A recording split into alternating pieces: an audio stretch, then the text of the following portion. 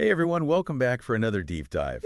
We like to get into the nitty-gritty, and today we're really diving into something that's changing so rapidly. I was looking at this report you sent over, and it's just amazing how much has already changed in Syria, even since this report was put together. So Syria, like a deep dive into what's happening right now with this rebel offensive. I mean, it feels like it came out of nowhere. Well, yeah, it's been, what, 13 years now of the kind of tense stalemate. And, it really was a fragile peace. And this offensive has just shattered that. So I guess, what makes this offensive so significant?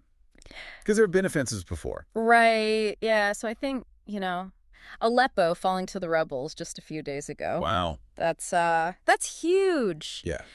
Aleppo is considered the economic heart of Syria. Really? It was a major industrial center before the war. So for the Assad regime to lose control of that is a massive blow. Yeah. Both economically and symbolically. And it's not just Aleppo, right? We're hearing reports of Homs also falling to the rebels. Yeah. Homs is strategically very important. It sits on that main highway that connects Damascus to the north. Okay. So, if you control Homs, you can disrupt supply lines. Oh, wait. You can potentially isolate the capital. Okay. So I think both of these losses together really suggest that the rebels have gained significant strength and momentum. And then there's also this report that President Assad has fled to Russia, Russia being a longtime ally of his, for sure. Offering asylum and whatnot. What do we make of this? It's fascinating, isn't it? It is. I mean, it really shows Russia's loyalty to Assad. However, it also seems to show a reluctance to get even more deeply involved in this conflict, especially with what they have going on in Ukraine right now. Yeah. So it's like Russia's trying to walk this tightrope. I think that's a good way to put it. Where they want to keep their influence, but they don't want to overcommit. Exactly. And how does this play with the rest of the international community? Well, it's really interesting because you've got the U.S. and European nations that have been, longtime supporters of the Syrian opposition. They see this as an opportunity to push for a democratic transition in the region. Okay, so if Assad's out of the picture, is that just an automatic green light for a stable democratic Syria? Well, that's a $1 million question, isn't it? Yeah. You have to remember that Syria has been just fractured by years of war and internal division. Yeah. So even if the rebels are successful in a fully ousting Assad, the challenge of establishing a unified functioning government is enormous. Yeah. I mean, there's a very real risk of a power vacuum emerging, and that could lead to even more chaos and instability. Yeah, and it's so easy to get caught up in the politics of this and forget about the human cost here. Yeah. I mean, the Syrian people have been suffering for years. Yes. And this renewed conflict just is deepening the humanitarian crisis. Absolutely. I mean, we're talking about millions of people displaced from their homes,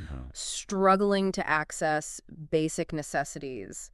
Food, water, healthcare. And the aid organizations, I mean, they're trying. They are working tirelessly. But it's just... But the scale is immense. It's got to be so hard. It is. And the access to conflict zones remains a huge challenge. So where do we go from here? I mean, Assad is gone. Right. Rebels are advancing. International community is trying to figure this out. Yeah. Humanitarian crisis is worsening. Yeah. I mean, it really begs the question, will this finally be the turning point that leads to a peaceful and democratic future for Syria? Or is this the start of a new chapter of violence and suffering? We just don't know. Yeah. I mean, that's a really sobering thought.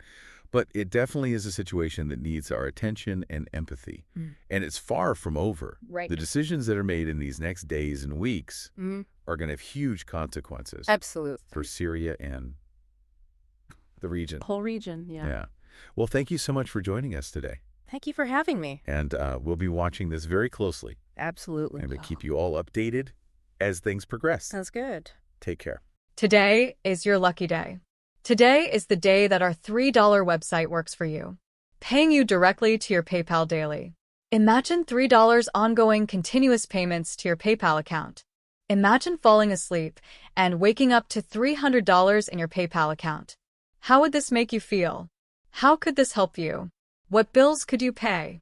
What kind of fun could you have? What does that retirement look like now? All for a one-time payment of $3. This website is DFY done for you, fully built and completely hosted, and never stops collecting payments for you. You have spent $3 on coffee on a regular, but that coffee won't help you create multiple streams of income. Click the link below.